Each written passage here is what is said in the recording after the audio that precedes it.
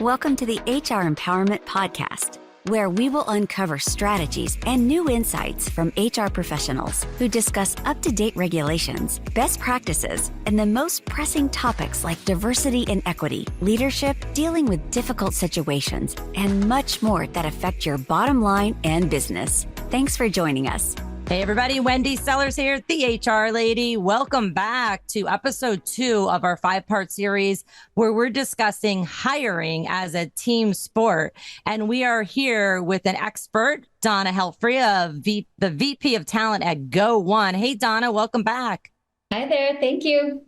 Oh, I love what you had to say in the first session here about making sure that everyone on the small interviewing team is prepared and they understand their role. I want to ask you a few questions or just dive in and ask you, what the heck do we mean about cultural add versus cultural fit? Absolutely. Great question. So culture fit is a little triggering. I think it was a term used, long ago to be like, hey, are these people we want to hang out with? Are these people I want to be friends with? Can I go grab a drink with this person? And do they fit? And taking a step back and, wanting to make sure that we're not hiring people that are all the same, making sure that you're looking at this from a diversity lens of what's missing. I usually kind of start with I've got a hiring team and I'm like, what could you use more of? Or they might even lead with that. Hey, I don't need another white male. I would love some females on this team. I would love a different viewpoint of, things we're not thinking of. The other thing is, when you're in this scale up phase where the teams are small and people are really stretched, there could be skill sets that we're missing too. That could be a language competency. For example, we had somebody, resign in France. Well, guess what? We've acquired a company in Blinkist. We could use some crossover with some German speaking abilities. And that's what's missing on the team. So if you're looking at it as hey, a culture add, what's going to add to our culture? What's going to impact our business results? What's going to impact our go forward strategy plan? And again, if we keep I always tell people I'm a little dinosaur in the TA space where I'm like, I need people that aren't just like me. I want people that want to be really social sellers. I want them all over LinkedIn. I want them to want to do cool stuff on TikTok.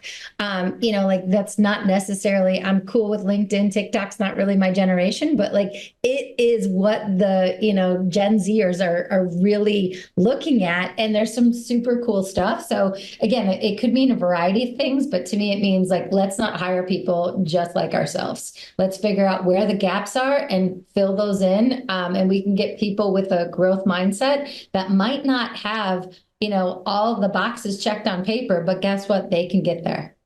Yeah. So it was reading between the lines. What I'm hearing is, maybe change your job description / job ad and requirements to ideally what I want to what I can actually get, number one.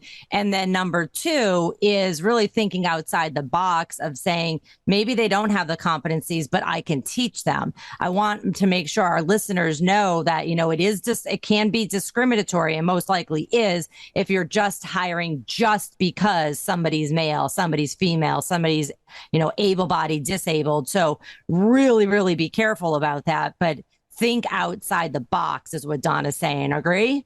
Yeah, for sure. And the other thing there on that, maybe the gender piece, we're looking at it as, the best person's always going to get the job.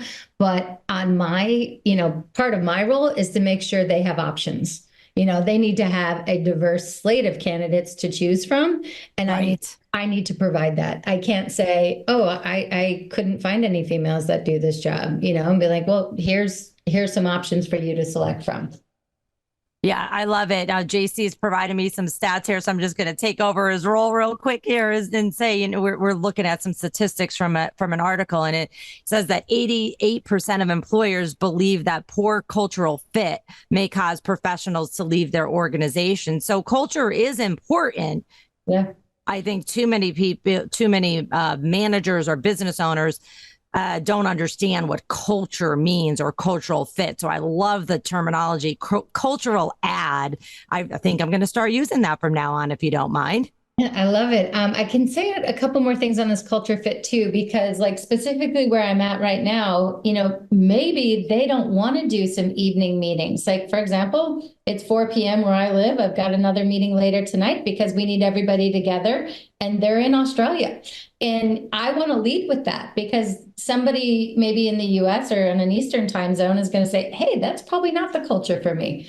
This culture for me isn't, I don't work on Sundays. I never have, which is great. But there are some evening hours. There are some things that, require fixing. There are some things that are still a little messy. And again, how I led with like, not everything is plug and play here.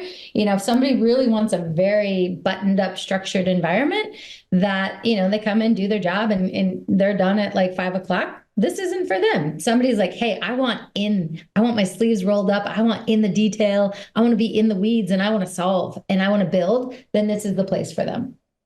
And you're all over the universe, aren't you? Yeah, exactly. Australia, the US, South Africa, Vietnam, the UK, Malaysia. Did I miss any?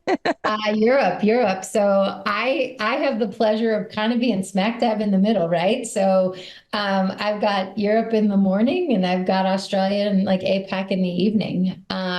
So again, like, is that for everybody? And my role is unique given that I'm hiring for globally, where some other roles are not that. They're going to be really, specific to their region. So it isn't everybody, but it needs to be, and you're in a leadership position here, that's something that needs to be addressed early. Wow, this is amazing. I think I could talk to you for hours, but we don't have hours. So I am going to wrap up this episode 2 of our 5-part series on realizing that hiring is a team sport. In the next episode, we're going to talk a little bit more about this conversation and intentional hiring. Thanks for joining us, and take care. Thank you for joining the HR Empowerment Podcast, brought to you by Aurora Training Advantage. We hope you've gained new insight and strategies to navigate the HR profession. We look forward to you joining us again on the HR Empowerment Podcast.